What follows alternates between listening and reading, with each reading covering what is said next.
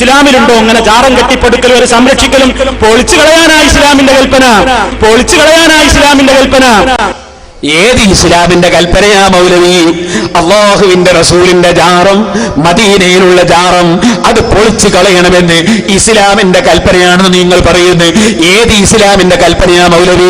ഖുർആനിലുണ്ടോ റസൂലുള്ളാഹിന്റെ ജാറം പൊളിക്കണമെന്ന്? ഹദീസിലുണ്ടോ റസൂലുള്ളാഹിന്റെ ജാറം പൊളിക്കണമെന്ന്? ഏത് ഇസ്ലാമിലാ മൗലവി ഉള്ളത്? ഉണ്ടെങ്കിൽ ആ ഹദീസ് ഞങ്ങളൊന്ന് കേൾക്കട്ടെ, ഉണ്ടെങ്കിൽ ആ ആയത്ത് ഞങ്ങളൊന്ന് കേൾക്കട്ടെ. ഞാൻ നിങ്ങളെ നാഴികക്ക് 40 വട്ടം വിളിച്ചില്ലേ? എന്റെ മുന്നിൽ ഇരുന്നിട്ടൊരു ഹദീസ് കാണിച്ചു തരാമോ? എന്റെ മുന്നിലിരുന്ന് ഒരു ആയത്ത് കാണിച്ചു തരാമോ? എന്റെ മുന്നിലിരുന്നൊന്ന് വായിക്കാമോ എന്ന് 7 ഖണ്ഡന പ്രസംഗത്തിൽ ആവർത്തിച്ച് വിളിച്ചിട്ട് ഒരൊറ്റ ആൺകുട്ടി മുജാഹിദ് മൗലവിമാരെ കൂട്ടത്തിൽ ജനിച്ചില്ലല്ലോ. ചോദിക്കട്ടെ, ആയത്തിന്റെ ഞങ്ങളെ മുന്നിൽ വെച്ച് വന്നൊന്ന് വായിച്ചർത്ഥം പറഞ്ഞുകൂടെ? അങ്ങനെ ഒരു ആയത്തുണ്ടെങ്കിൽ ഞങ്ങളൊന്ന് കേൾക്കട്ടെ. പൊളിച്ചു കളയാനാ ഇസ്ലാമിന്റെ കൽപ്പന എന്ന് പറയാൻ ഇയാൾ ഇസ്ലാമിന്റെ പ്രവാചകനാണോ? ഇയാൾ ഇസ്ലാമിന്റെ നബിയാണോ? ഇയാളെ വാക്ക് ഇസ്ലാമിൽ തെളിവാണോ? ഏത് ഹദീസിലാണ് അങ്ങനെയുള്ളത്? ഇല്ല ഇല്ല ഇല്ല ഇല്ല, റസൂലുള്ളാഹിന്റെ ജാറം പൊളിക്കണമെന്ന്, അങ്ങനെ മഹാന്മാരെ ജാറം പൊളിക്കണമെന്ന് ലോകത്ത് ഒരു ഇസ്ലാമിന്റെ അതാ പ്രമാണമായ ഖുർആനിലോ ഹദീസിലോ പറഞ്ഞിട്ടില്ല. ഇനി നിങ്ങൾക്കൊന്ന് കേൾക്കണോ? ഇതേ മൗലവി പറയും പൊങ്ങി നിൽക്കുന്ന ഒറ്റ ഖബറും തട്ടി നിരപ്പാക്കാതെ വിടരുത് റസൂലുള്ളാഹി പറഞ്ഞിട്ടുണ്ടെന്ന്. പച്ചക്കള്ളം വെച്ചുകൊടുത്തവനെ. പൊങ്ങി നിൽക്കുന്നവരൊറ്റ ഖബറുകളെയും തട്ടി നിരപ്പാക്കാതെ വിടരുത് എന്ന് ആ കാലഘട്ടത്തിൽ തന്നെ നബി സല്ലല്ലാഹു അലൈഹി വസല്ലം പഠിപ്പിച്ചിട്ടില്ലേ? ഇല്ല, അങ്ങനെ ഒരു ഹദീസേ ഇല്ല. പൊങ്ങി നിൽക്കുന്ന ഒറ്റ ഖബറുകളെയും തട്ടി നിരപ്പാക്കാതെ വിടരുത് എന്ന് അല്ലാഹുവിന്റെ റസൂൽ പറഞ്ഞതായി ഒരു ഹദീസും ഇല്ല. ഉണ്ടെങ്കിൽ മൗലവിമാർ കൊണ്ടുവരട്ടെ. ഇല്ല ഇല്ല. ഹദീസിന്റെ അർത്ഥം മാറ്റിയിട്ട് ജനങ്ങളെ വഞ്ചിക്കുകയാണ്. അത് ഇൻഷാ അല്ലാഹ് അവർ ഉദ്ദേശിക്കുന്ന ഹദീസിനെ കുറിച്ച് ഞാൻ പിന്നീട് പറയും. അതാ അടുത്തൊന്ന് വെക്കൂ മോനെ. ഞാൻ അതാവൃത്തൊന്ന് വിശദീകരിച്ചു.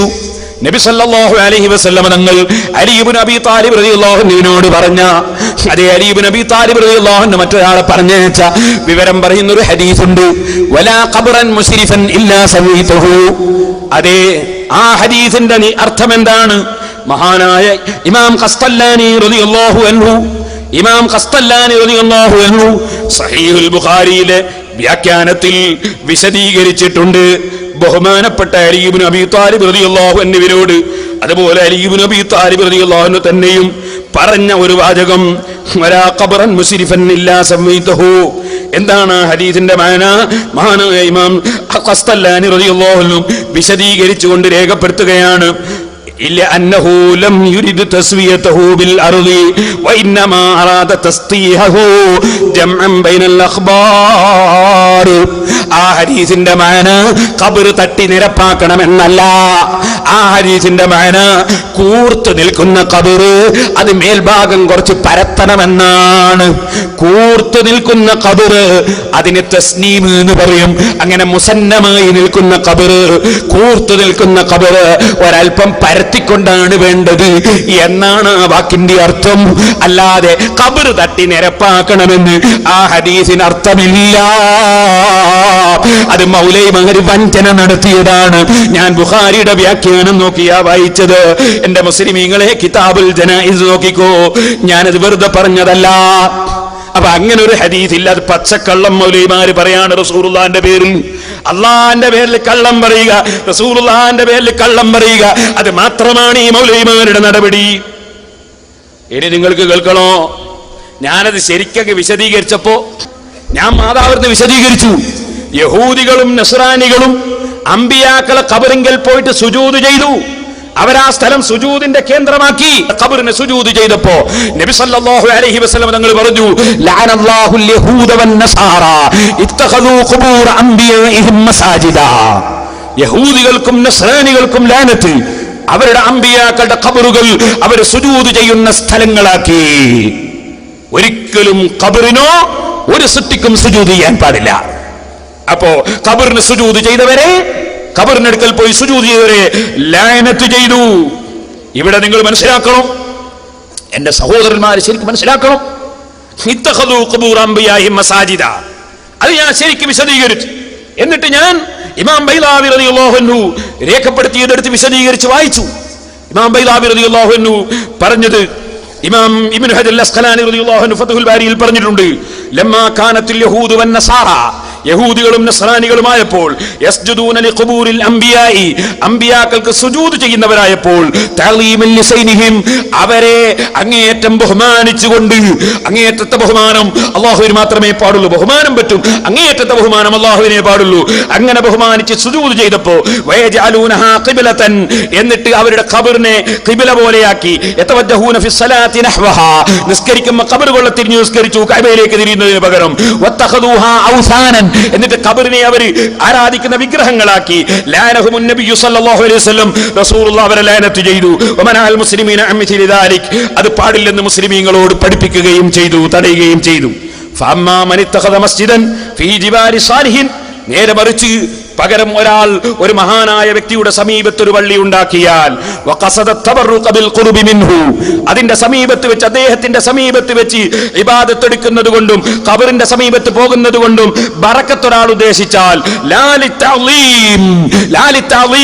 ഖബറിനെ അങ്ങേയറ്റം ബഹുമാനിച്ച് ആരാധിക്കാൻ വേണ്ടി ചെയ്തതല്ല, ഖബറിന്റെ ബറക്കത്ത് ഉദ്ദേശിച്ചുകൊണ്ട്, മഹാന്മാരെ ബറക്കത്ത് ഉദ്ദേശിച്ചുകൊണ്ട് അതിന്റെ സമീപത്ത് പോയിട്ട് ഒരാൾ സമീപത്ത് ചെന്നാൽ അവിടെ നിന്ന് നല്ല കാര്യം ചെയ്താൽ, വലാ തവജ്ജുഹു ഇലൈഹി, നിസ്കാരത്തിൽ ഖബറിലേക്ക് തിരിഞ്ഞ് നിസ്കരിക്കൽ ഉദ്ദേശമില്ല, ഫലാ യദ്ഖുലു ഫിൽ വഈദിൽ മദ്കൂർ, അദ്ദേഹത്തിന് റസൂലുള്ളാഹി പറഞ്ഞ ലഅനത്ത് ബാധകമല്ല എന്ന് ഇമാം ഇബ്നു ഹജർ അൽ-അസ്ഖലാനി റളിയല്ലാഹു അൻഹു ഫത്ഹുൽ ബാരിയിൽ ബുഖാരിയുടെ ശറഹിൽ പറഞ്ഞത് ഞാൻ എടുത്ത് ഉദ്ധരിച്ചു.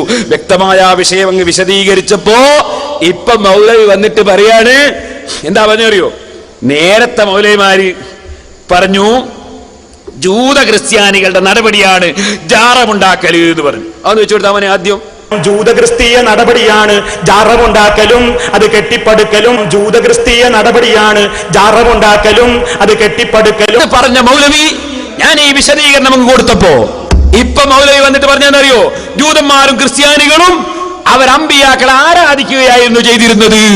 നമ്മൾ ആരാധിക്കലല്ലേ, നമ്മൾ സിയാറത്ത്, നമ്മൾ ഖുർആൻ ഓതല്ലേ, നമ്മൾ അല്ലാഹുവിനോട് ദുആക്കല്ലേ, അതുപോലെ തവസ്സുൽ ചെയ്യല്ലേ, ഇസ്തിഗാസ ചെയ്യല്ലേ നമ്മളുടെ ആരാധിക്കുന്നത്. അപ്പൊ ഇപ്പൊ മൗലവി മാറ്റി പറഞ്ഞു, അത് ഒന്ന് കേൾപ്പിച്ചെടുത്താ, മാറ്റി പറഞ്ഞു ഒന്ന് കേൾപ്പിച്ചെടുത്താ. നിങ്ങൾ നോക്കൂ, നബി സല്ലല്ലാഹു അലൈഹി വസല്ലം കൃത്യമായി തന്നെ പഠിപ്പിച്ചതാണ്, ജൂതനസാറാക്കളുടെ സമ്പ്രദായമാണ്, ജൂതനസാറാക്കളുടെ സമ്പ്രദായമാണ് ഖബറുകളെ മസ്ജിദുകളാക്കുന്ന സമ്പ്രദായം, ആരാധനാലയങ്ങളാക്കുന്ന സമ്പ്രദായം. അവർക്ക് ഒരു പുണ്യാളൻ അവരിൽ മരണപ്പെട്ട് കഴിഞ്ഞാൽ ബനൗവല ഖബരിഹി മസ്ജിദാ, അദ്ദേഹത്തിന്റെ ഖബറിന്മേൽ അവർ മസ്ജിദ് ഉണ്ടാക്കും, ആരാധനാ കേന്ദ്രമുണ്ടാക്കും. അങ്ങനെ അവിടെ ആരാധനകൾ നടക്കും. നബി സല്ലല്ലാഹു അലൈഹി വസല്ലമിന്റെ ഒട്ടേറെ നിർദ്ദേശങ്ങളിൽ പല റിവായത്തുകളിലും നമുക്ക് കാണാൻ സാധിക്കും ഈ ആശയത്തെ അരക്കിട്ടുറപ്പിച്ചുകൊണ്ട് പറയാണ്, അലാ അറിയണേ ജനങ്ങളെ, ഇന്നി അൻഹാക്കും മൻ ദാലിക, ഞാൻ നിങ്ങളോട് അവരുടെ സമ്പ്രദായത്തെ പിന്തുടരുന്നതിൽ നിന്ന് ഞാൻ നിങ്ങളോട് വിരോധിക്കുന്നു. ഇത് നബി സല്ലല്ലാഹു അലൈഹി വസല്ലം പറഞ്ഞത് തന്നെ, പറഞ്ഞത് തന്നെ ഞാൻ പഠിപ്പിച്ചു കൊടുത്തു. അള്ളാഹുവിന്റെ ജൂതന്മാരും ക്രിസ്ത്യാനികളും ജാറുണ്ടാക്കി എന്നല്ല റസൂലുള്ളാഹി പറഞ്ഞത്, ജാറുണ്ടാക്കിയ വകയിൽ ലഅനത്തൊന്നും അല്ല പറഞ്ഞത്. ഇത്തഖദൂ ഖുബൂറ അംബിയാഇഹിം മസാജിദ, സുജൂദ് ചെയ്യുന്ന സ്ഥലങ്ങളാക്കി, ആരാധന നടത്തി, അങ്ങനെ അംബിയാക്കളുടെ ഖബർ ആരാധിക്കുന്ന സ്ഥലമാക്കി. അതിനെ റസൂലുള്ളാഹി എതിർത്തു. ഇപ്പൊ മൗലവി സമ്മതിച്ചു. നേരത്തെ പറഞ്ഞ ജാറുണ്ടാക്കിയതായിരുന്നു, ജാറുണ്ടാക്കിയതല്ല ജൂതന്മാര്, ആരാധനാ സ്ഥലങ്ങൾ ഉണ്ടാക്കി, എന്നിട്ട് അവർ ആരാധിച്ചു.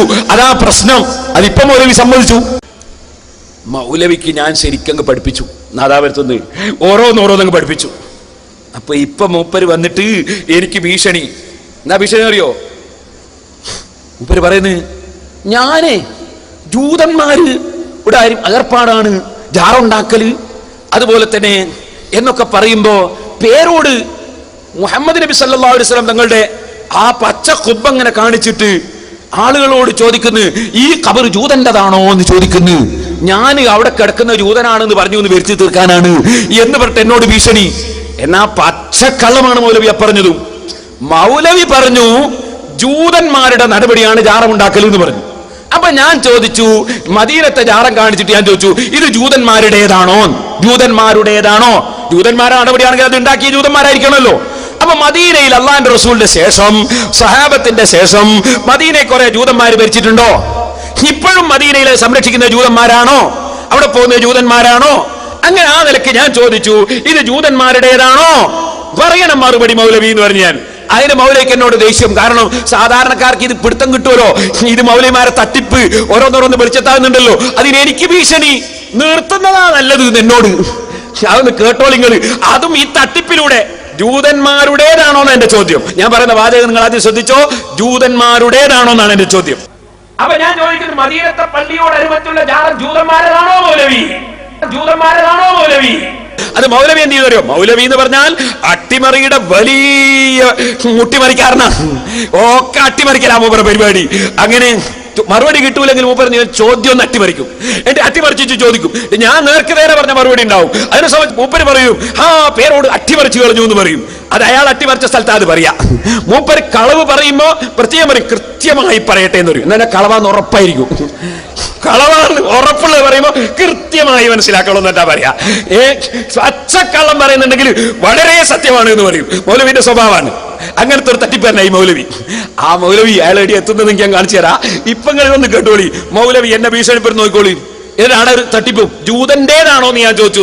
വെച്ചുകൊടുത്താമനെ ഖബർ പൊളിക്കണം എന്ന ഹദീസ് ഞാൻ പറഞ്ഞാൽ, ഒരു മിനിറ്റ് ഇപ്പൊ ആദ്യം തന്നെ പറയുന്നൊരു വാചകം കേട്ടുകള്. ഖബർ പൊളിക്കണം എന്ന ഹദീസ് ഞാൻ പറഞ്ഞാൽ, ഞാൻ മൗലവിമാരോട് ചോദിക്കുന്നു, ഖബർ പൊളിക്കണം എന്ന ഹദീസ് എവിടെ? ബുഖാരിയിലുണ്ടോ? മുസ്ലിമിലുണ്ടോ? ആ ഹദീസ് എവിടെ? പച്ചക്കള്ളം പറയാൻ വെക്കുമനെ. ഖബർ പൊളിക്കണം എന്ന ഹദീസ് ഞാൻ പറഞ്ഞാൽ, അതല്ലെങ്കിൽ ജൂതക്രിസ്തീയ നടപടിയാണ് ജാറമുണ്ടാക്കലും അത് കെട്ടിപ്പടുക്കലും ആരാധന നടത്തലും എന്നൊക്കെ പറഞ്ഞിട്ട് ആ ക്ലിപ്പങ്ങ് കൽപ്പിച്ചിട്ട് മൂപ്പര് ചോദിക്കുന്നു, അതാ ഈ ജാറം ജൂതന്റെതാണെന്ന് പറയാൻ തയ്യാറുണ്ടോ മൗലവി? ഇത് ജൂതന്റെതാണെന്ന് പറയാൻ തയ്യാറുണ്ടോ? ആ രൂപത്തിലുള്ള ചപ്പടാച്ചിയുണ്ടല്ലോ, മാന്യമായ ഭാഷയിൽ പേരോടിനോട് പറയുന്നു, അത് അവസാനിപ്പിക്കുന്നതാണ് നിങ്ങൾക്ക് നല്ലത്.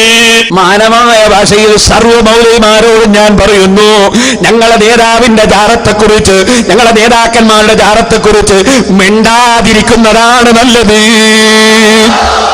അല്ലെങ്കിൽ 4 മാത്രമേ ഇപ്പൊ ഉള്ളിലുള്ളൂ. സർവ്വ മൗലവിമാരും ഉള്ളിലായിരിക്കും. കാത്തു സൂക്ഷിച്ചോളണം. ഞങ്ങൾ മിണ്ടാതിരിക്കണം അല്ലേ? ഇനി നിങ്ങൾക്ക് കേൾക്കണോ സഹോദരന്മാരെ? ഞാൻ എന്റെ നാദാപുരത്തെ പ്രസംഗത്തിൽ വായിച്ചു പറഞ്ഞിട്ടുണ്ട്, മഹാന്മാരുടെ ഖബറിന്റെ സമീപത്ത് ഖുബ്ബ പണിയൽ പുണ്യമാണ്. ഇമാം ഗസാലി റഹിമഹുല്ലാഹ് പറഞ്ഞിട്ടുണ്ട്, ഇമാം റംലി പറഞ്ഞിട്ടുണ്ട്, ഇബ്നു ഫർജ പറഞ്ഞിട്ടുണ്ട്. അവരുടെ ഖബറുകളുടെ അടുക്കൽ ഖുബ്ബ പണിയുന്നത്, ജാറം പണിയുന്നത് പുണ്യകർമ്മമാണ്. വസമില അദമുൽ മഅസിയത്തിൽ ഖുർബത, അത് ഖുർബത്താണ് എന്ന് പറഞ്ഞ് വിശദീകരിച്ച് ഇമാമിങ്ങൾ പറഞ്ഞു. ഞാൻ നാദാപുരത്തെ പ്രസംഗത്തിൽ പറഞ്ഞിട്ടുണ്ട്. ഇനി നിങ്ങൾക്കൊരു രസം കേൾക്കണോ? മൗലവിനെ കൊണ്ട് ഏത്തടിച്ചു തരാ. ഇടമുട്ടൻ സംവാദത്തിൽ സക്കരിയ പറഞ്ഞ് എന്താ അറിയോ, ബിംബാരാധനക്ക് തുല്യം തന്നെയാണ് ഖബറുകളെ ആദരിക്കൽ എന്ന് പറഞ്ഞു. ഇങ്ങനെ ബിംബാരാധനക്ക് തുല്യം തന്നെയാണ് ഖബറുകളെ ആദരിക്കൽ എന്ന് പറഞ്ഞു. അതൊന്ന് ആദ്യം കേട്ടോളി. ഞാൻ മൗലവിനെ കൊണ്ട് ഏത്തടിച്ചു തരാം. ബിംബാരാധിക്കേണ്ടതിന് തുല്യം തന്നെയാണ് മഹാന്മാരുടെ ഖബറുകളെ ആദരിക്കൽ. ബിംബാരാധിക്കേണ്ടതിന് തുല്യം തന്നെയാണ് മഹാന്മാരുടെ ഖബറുകളെ ആദരിക്കൽ. മഹാന്മാരുടെ ഖബറുകളെ ആദരിക്കൽ. മഹാന്മാരുടെ ഖബറിനെ ആദരിക്കൽ ബിംബാരാധനക്ക് തുല്യാണ് തന്നെ പറഞ്ഞു. നാദാപുരത്ത് 7 ഗണ്ണന പ്രസംഗം നടത്തി. 7ാമത്തെ ഗണ്ണനത്തിൽ മൗലവിനെ ഏത്തടിച്ചു. മൗലവി പറയുന്നു, മുസ്ലിമീങ്ങളെ ഖബറുകൾ ആദരിക്കപ്പെടണം. മുസ്ലിമിന്റെ ഖബർ ആദരിക്കപ്പെടേണ്ടതാണ്, സംശയമില്ല. മുസ്ലിമിന്റെ ഖബർ ആദരിക്കപ്പെടേണ്ടതാണ്, സംശയമില്ല. മനസ്സിലായില്ലേ? മുസ്ലിമിന്റെ ഖബർ ആദരിക്കപ്പെടേണ്ടതാണ്, സംശയമില്ല. ഗണ്ണന പ്രസംഗം മുതലായില്ലേ മൗലവിമാരെ? നിങ്ങളല്ലേ ബിംബാരാധനയാണെന്ന് പറഞ്ഞത്? ഇപ്പൊ പറയുന്നത് ആദരിക്കപ്പെടണം, സംശയമില്ല. ഇനി നിങ്ങൾക്കൊന്ന് കേൾക്കണോ? നബി സല്ലല്ലാഹു അലൈഹി വസല്ലം ഖബറിന്റെ മേലെ റസൂലുള്ളാഹിന്റെ ഖബർ ആദരിച്ചിട്ട് പട്ട് കൊണ്ടുപോയി വിരിക്കലുണ്ട്. അത് സൗദി അറേബ്യയിൽ നിന്ന് നെയ്യുന്നുണ്ട്. കഅബത്തിന്റെ ഖില്ല നെയ്യുന്നതിന്റെ നേരെ അപ്പുറത്ത് തന്നെ അതും നെയ്യുന്നത്. ഒരേ സ്ഥലത്ത് നിന്ന് അതിന് പ്രത്യേകം മക്കീനയുണ്ട്, മെഷീനുണ്ട്. ഒരു ഫാക്ടറിയിൽ തന്നെ രണ്ടും നടക്കുന്നത്. 25 കോടി റുപ്യോളം മുതലാ കായബത്തിന്റെ ഖില്ല പണിയാൻ. എന്നാ നിങ്ങൾക്ക് കേൾക്കണോ, ഇതേ മൗലവി ആലപ്പുഴ പോയിട്ട് ചോദിക്കുന്നത്, തങ്ങൾ പാപ്പാക്ക് കൊതുകടിക്കാതിരിക്കാനാ എന്തിനാ പൊതപ്പിക്കുന്നത്? അതെന്ന് വെച്ചോടുത്തവനെ, എന്തിനാ ജാറം മൂടുന്നത്? തങ്ങൾ പാപ്പാക്ക് തണുക്കാതിരിക്കട്ടെ, കൊതുക് കടിയില്ലാതിരിക്കട്ടെ എന്ന് വിചാരിച്ചിട്ടാണോ ഈ പട്ട് മൂടുന്നത്? കേട്ടില്ലേ? ഞാൻ ചോദിച്ചു മൗലവിയോട്, ബുദ്ധി ഉണ്ടാവും വിചാരിച്ച് ചോദിച്ചതാണ്. എന്താ ചോദിച്ചെന്നറിയോ? കഅബ ഷരീഫിനെ 25 കോടി ഉറുപ്പികയിലധികം ചെലവഴിച്ചിട്ട് കഅബ ഷരീഫിനെ ഖില്ല കൊണ്ട് മൂടുന്നുണ്ടല്ലോ മൗലവി, അത് കഅബയെ കൊതുകടിക്കാതിരിക്കാനാണോ, കഅബക്ക് തണുക്കാതിരിക്കാനാണോ? ഇപ്പൊ മൗലവി ഇപ്പം വന്നിട്ട് എന്താ പറഞ്ഞറിയോ? കഅബത്തുള്ളിൽ ഖബറുണ്ടോ? കഅബത്തിനുള്ളിൽ ഖബറുണ്ടായാലും ഇല്ലെങ്കിലും ഇത് പൊതപ്പിക്കുന്ന എന്തിനാണല്ലോ നമ്മുടെ ചർച്ച. നിങ്ങളെ തത്വം എന്താണ്? കൊതുക് കടിക്കാതിരിക്കാൻ മാത്രമേ പൊതപ്പിക്കരുതാ. വെറും കൊതുക് കടിക്കാതിരിക്കാൻ മാത്രമേ പൊതപ്പിക്കുള്ളൂ. ഇവിടെ എന്തിനാ പൊതപ്പിച്ച്? അതിന് കൊതുക് കടിക്കാതിരിക്കാനാ? ഈ ഒരു കൊതുകിന്റെ ബുദ്ധി പോലും ഇല്ലാതെ ആയിപ്പോയല്ലോ. എന്നാ സഹോദരന്മാരെ, നിങ്ങൾക്ക് കേൾക്കണോ? ഞാൻ വെറുതെ പറഞ്ഞതല്ല. കഅബയുടെ ഖില്ല പണിയുന്ന ഫാക്ടറിയെ സംബന്ധിച്ച് ഏഷ്യാനെറ്റ് വാർത്ത, അതിൽ തന്നെ അവസാനം നിങ്ങൾക്ക് കേൾക്കാം, നബി സല്ലല്ലാഹു അലൈഹി വസല്ലം തങ്ങളുടെ റൗദ ശരീഫിൽ വിരിക്കാനുള്ള അല്ലെങ്കിൽ പുതക്കാനുള്ള, എന്ത് പറഞ്ഞാൽ തർക്കമില്ല, വിരിക്കാനുള്ള തുണി, പച്ചത്തുണി, അതും നിർമ്മിക്കപ്പെടുന്നത് അവിടെ വെച്ച് തന്നെയാണ്. അതിന് ശരിക്ക് ബോർഡ് വെച്ചിട്ട്, മക്കീനത്തു സിതാറത്തി ദഖലിയ ലിഖബ്രി റസൂൽ ഫി റൗദത്തി ബിൽ മദീനത്തിൽ മുനവ്വറ എന്ന് ബോർഡ് വെച്ചിട്ട് അതിന്റെ മെഷീൻ അടക്കം ഏഷ്യാനെറ്റ് വാർത്തയിൽ വന്നു. അതൊന്ന് വെച്ചു കൊടുത്താവാനെ ഏഷ്യാനെറ്റ് വാർത്ത. ഏറ്റവും വലിയ ദേവാലയമായ മക്കയിലെ വിശുദ്ധ കഅബാലത്തെ പുതപ്പിക്കുന്ന തുണിയാണ് കിസ്വ. സിൽക്കും സ്വർണവും വെള്ളിയും ഉപയോഗിച്ചുണ്ടാക്കുന്ന കിസ്വ നിർമ്മിക്കാൻ മക്കയിൽ ഒരു ഫാക്ടറി തന്നെയുണ്ട്. എല്ലാ വർഷവും ഹജ്ജിനോടനുബന്ധിച്ച് കിസ്വ മാറ്റിയിടും. യമനിലുള്ള തുബൈ എന്ന രാജാവാണ് ആദ്യമായി വിശുദ്ധ കഅബയെ തുണി കൊണ്ട് പുതച്ചത് എന്നാണ് പ്രബലാഭിപ്രായം. ലോകത്തിന്റെ വിവിധ ഭാഗങ്ങളിൽ നിന്നുമാണ് മുൻകാലങ്ങളിൽ കഅബയെ പുതക്കാനുള്ള കിസ്വ എന്നറിയപ്പെടുന്ന തുണി കൊണ്ടുവന്നിരുന്നത്. പ്രവാചകൻ മുഹമ്മദ് നബിയുടെ കാലശേഷം വളരെ കാലം ഈജിപ്തിൽ നിന്നുള്ള തുണിയാണ് ഇതിനുവേണ്ടി ഉപയോഗിച്ചത്. 1926 മുതൽ അബ്ദുൽ അസീസ് രാജാവിന്റെ നിർദ്ദേശപ്രകാരം മക്കയിൽ തന്നെ കിസ്വ നിർമ്മിക്കാൻ ആരംഭിച്ചു. 1977 മക്കയിൽ ഈ കിസ്വ നിർമ്മാണ കേന്ദ്രം ആരംഭിച്ചത്. ഇവിടെ 200 ജോലിക്കാർ ഒരു വർഷമെടുത്താണ് ഒരു കിസ്വ നിർമ്മിക്കുന്നത്. ഏതാണ്ട് 2 കോടി സൗദി റിയാലാണ് ഇതിന്റെ നിർമ്മാണ ചെലവ്.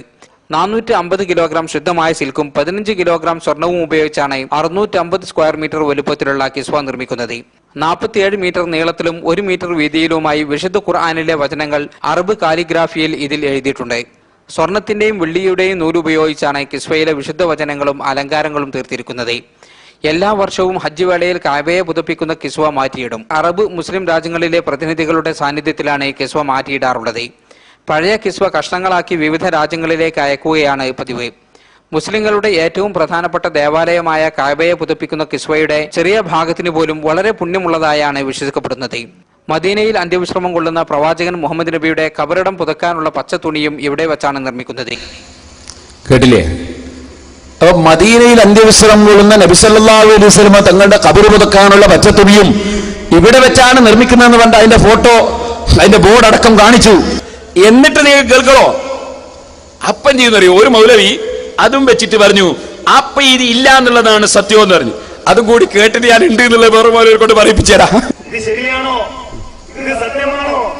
കഅബയുടെ കില്ല നിർമ്മിക്കുന്ന ഫാക്ടറിയിൽ നബി സല്ലല്ലാഹു അലൈഹി വസല്ലമയുടെ ഖബറിന് മുകളിൽ പതക്കുന്ന പച്ചപ്പട്ട് ഉണ്ടാക്കുന്നുണ്ടോ? അവിടെ പച്ചപ്പട്ടുണ്ടോ? പച്ചത്തുണി വിരിക്കുന്നുണ്ടോ? ഇല്ല എന്നതാ സത്യം. ഇല്ല എന്നുള്ള സത്യം എന്ന് കായ്ക്കൊടി മൗലവി. അപ്പൊ സക്കരിയ സലാഹി പറഞ്ഞ്, മനുഷ്യന്മാര് ചെന്ന് നോക്കിയാൽ ഇത് കാണൂലേ? ഇതാണെങ്കിൽ ഏഷ്യാനെറ്റിൽ ബോർഡടക്കില്ലേ? ഇങ്ങനെ നിഷേധിച്ചാ പിന്നെ നമ്മൾ ഉള്ളതിൽ വിഷമാവോ?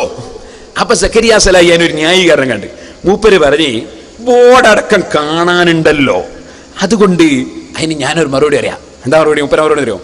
അത് മുഹമ്മദ് നബി സല്ലല്ലാഹു അലൈഹി വസല്ലമയുടെ ഖബറിന്റെ അപ്പുറത്ത് സിദ്ദീഖുൽ അക്ബറിന്റെയും ഉമർ ഇബ്നു ഖത്താബ് റളിയല്ലാഹു അൻഹു അവരെ ഖബറും കൂടിയുണ്ട്. അപ്പോ ഷിയാക്കൾ ഇങ്ങനെ കാണുമ്പോ, ഈ അബൂബക്കറും ഉമർ ഇബ്നു ഖത്താബിന്റെ ഖബർ കാണുമ്പോ ഷിയാക്കൾ ചിലപ്പോ ജനവാദിന്റെ ഉള്ളൂട്ട തുപ്പിയിട്ടുണ്ടെങ്കിലോ എന്ന് വിചാരിച്ചിട്ട് പോച്ചതാണ്.